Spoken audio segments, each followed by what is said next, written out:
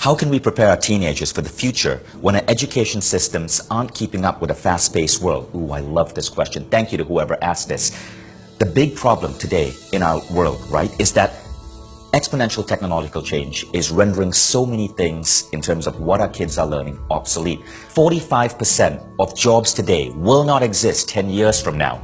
And it's crazier. According to Singularity University, between 2016 and 22, we're going to see as much technological change in the world as the entire 100 years between 1900 and 2000. Think about that. So the idea is this: stop asking your teenager, what do you want to be when you grow up? Or what do you want to study?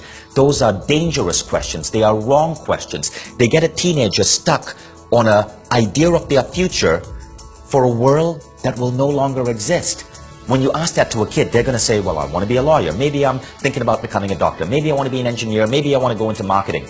All of these careers, all of these jobs are changing because of robotics, because of artificial intelligence, because of advanced algorithms and emerging new technologies. These are changing at a rapid pace. Peter Diamandis said 10 years from now, you will not want a doctor operating on you. You're going to be operated on by robots. But it's not just technological change. It's also that so many jobs today are utter bullshit. They do not produce anything that's actually valuable or progressing the human race. They are jobs in large multinational food companies where your entire career is about thinking up ways to come up with fancier names for sugar so you can put garbage into people's bodies, or to come up with ways to brand high fructose corn syrup as happiness in a red can.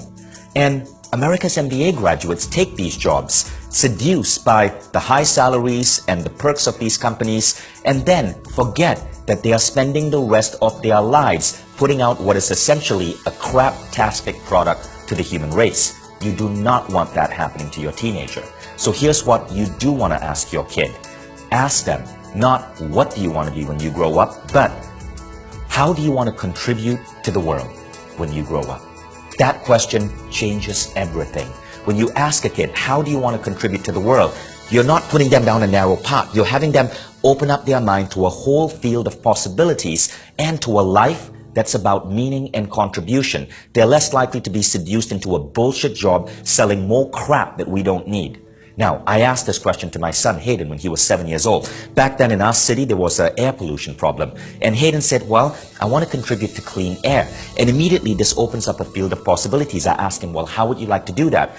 And he came up with ideas such as, well, I could go work for Tesla and work for an electric vehicle company. I could open up a car dealership selling electronic cars. I could become an engineer and work on clean air technology. All of these possibilities open up, but no, it's not about becoming an electric car dealer or becoming an engineer. It's about solving the problem of clean air. When you ask these questions to your teenager, not the question of what do you want to be when you grow up, but how do you want to contribute to humanity, you help them get on the right path. You help them emerge into a life, into a career that's actually giving back to the human species. And those are the careers that give us the greatest amount of fulfillment. These are the people we need in the world today. So remember, you want to prepare your kids for the future? Ask them this one question. How are you planning on contributing to the human race?